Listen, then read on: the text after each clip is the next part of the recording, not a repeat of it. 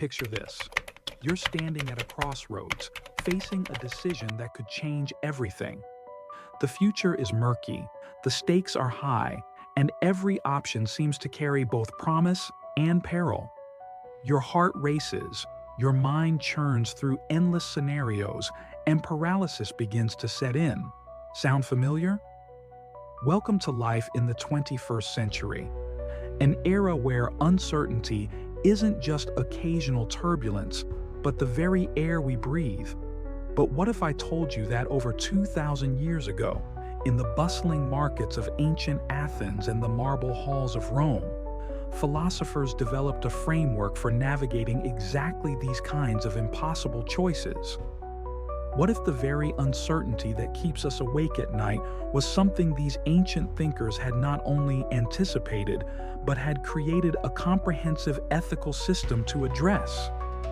Enter Stoicism, not the cold, emotionless stereotype that popular culture has painted, but a vibrant, practical philosophy that taught emperors how to rule justly, slaves how to maintain their dignity, and ordinary citizens how to live with unshakable inner strength. The Stoics understood something profound, that while we cannot control the chaos swirling around us, we possess absolute sovereignty over one crucial domain: our responses, our choices, and our character. Marcus Aurelius, literally the most powerful man in the known world, wrote in his personal journal, what we now call Meditations, about the daily struggle of making ethical decisions under pressure. Epictetus, who began life as a slave, developed teachings so powerful about human agency and moral choice that they influenced centuries of thinkers. Seneca, navigating the treacherous political waters of Nero's Rome, crafted letters about practical wisdom that read like they were written yesterday for today's corporate boardrooms.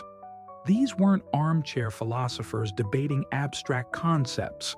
They were practitioners, testing their ideas against the harshest realities of human existence: war, political upheaval, personal loss, and the constant pressure of making decisions with incomplete information.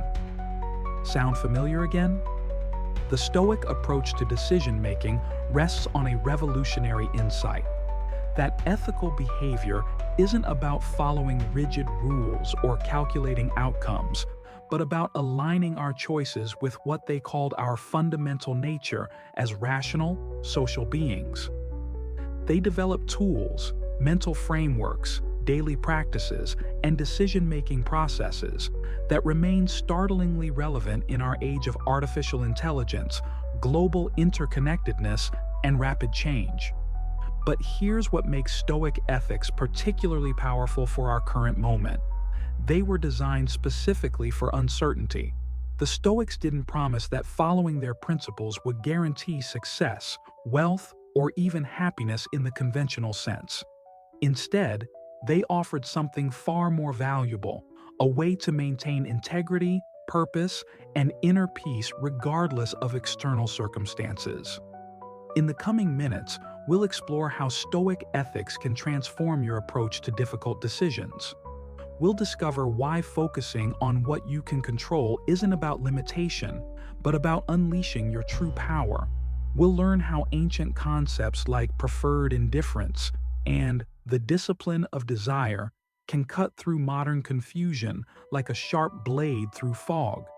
And we'll see how Stoic decision-making frameworks can help you navigate everything from career changes to family conflicts, from ethical dilemmas at work to personal crises that shake your foundation. This isn't about becoming emotionally numb or accepting whatever happens with passive resignation.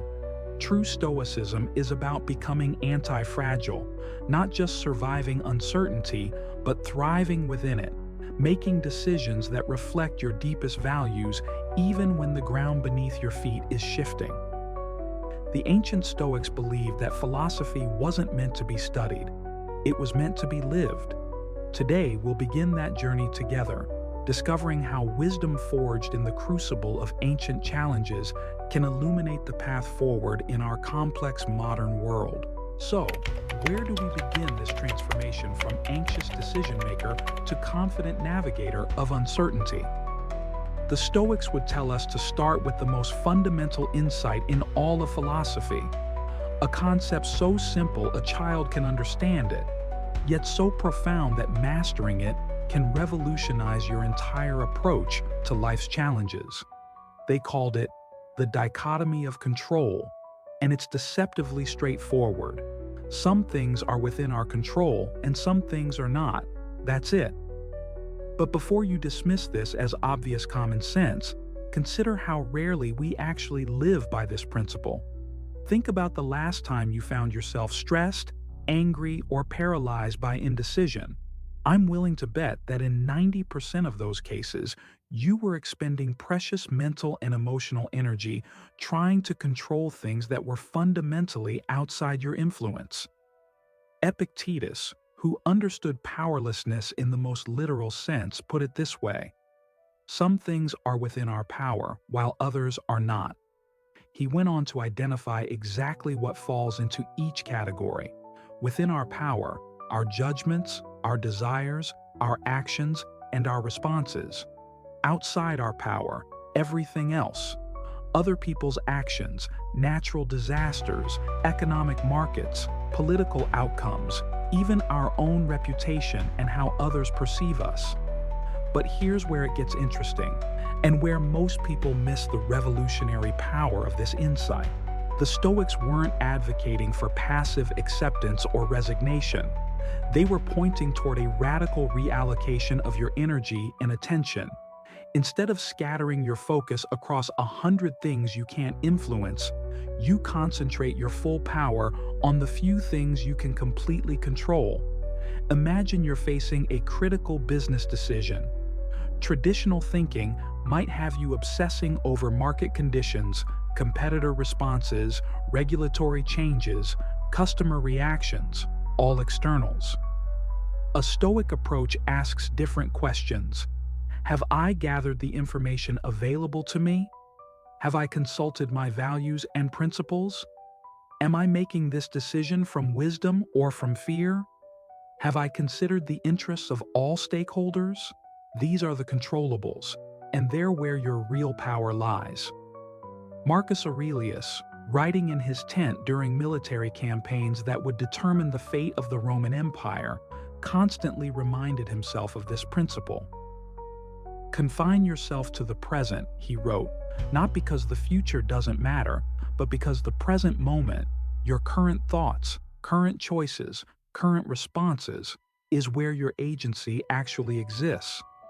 This isn't philosophical theory. It's practical psychology backed by modern research. Studies in cognitive behavioral therapy, resilience training, and peak performance all point to the same conclusion. People who focus their energy on controllable factors show dramatically better outcomes in stress management, decision-making quality, and overall life satisfaction. But the Stoics took this insight even further. They realized that most of our suffering comes not from external events themselves, but from our judgments about those events. The market crash isn't inherently good or bad. It's our interpretation that creates the emotional charge. Your colleague's criticism isn't automatically devastating. It's your judgment about what it means that generates the pain. This leads to what might be the most liberating realization in all of human psychology. You are not at the mercy of external circumstances. You are not a victim of other people's choices, market forces, or even random events. You are the author of your responses, the architect of your character, and the ultimate decision maker about what kind of person you become through each choice you make. Seneca illustrated this with a powerful metaphor. He said, "We're like archers. We can control our stance, our aim, our technique, and the moment we release the arrow. But once it's in flight, wind, weather, and 1,000 other factors take over. A wise archer focuses entirely on perfecting what they can control, their form, their preparation, their skill, rather than cursing the wind." When you truly internalize this dichotomy, Decision-making becomes cleaner, faster, and more confident. You stop waiting for perfect information about uncontrollable factors. You stop procrastinating because you can't predict every outcome. Instead, you ask the Stoic questions. What can I control in this situation? What would virtue look like here? What choice aligns with my deepest values and serves the common good? This is just the foundation, the bedrock upon which all Stoic decision-making rests. But already, you can probably feel how this shift in focus might change your approach to current challenges. In our next exploration, we'll discover how the Stoics built upon this foundation to create a comprehensive framework for evaluating what truly matters and what we can safely treat as indifferent to our ultimate well-being and moral character. Now that we've established what you can and cannot control, you might be wondering, among all the things within my influence, how do I decide what deserves my precious time and energy? This is where the Stoics reveal another game-changing insight that cuts through the noise of modern life like a laser through fog. The ancient Stoics developed what we might call a hierarchy of values, a systematic way of categorizing everything in life into three distinct buckets. This wasn't academic philosophy. This was survival wisdom forged in the crucible of real-world pressure. From slave quarters to imperial palaces, from battlefields to bankruptcy courts. At the top of their hierarchy, virtue, wisdom, justice, courage, and self-discipline. These aren't abstract ideals, but practical excellences, the only things they consider truly good, because they're the only things that can never be taken from you and always make you better regardless of circumstances. Think about it. You can lose your wealth, your health, your reputation, even your freedom. But no external force can make you less wise, less just, less courageous, or less disciplined without your consent. At the bottom, vice, the opposites of these virtues. Foolishness, injustice, cowardice, and self-indulgence. These are the only things truly bad because they corrupt you from within and make every situation worse, regardless of external circumstances. But here's where it gets fascinating, and where Stoicism parts ways with both modern materialism and traditional moralism. Everything else, and I mean everything else, falls into a third category they called indifferent. Health and sickness, wealth and poverty, praise and criticism, success and failure, even life and death itself. These things are neither inherently good nor bad. They're morally neutral. Now, before you think the Stoics were advocating for some kind of robotic detachment from normal human concerns, listen carefully to this crucial distinction. Within the category of indifference, they recognize that some things are naturally preferred and others dispreferred.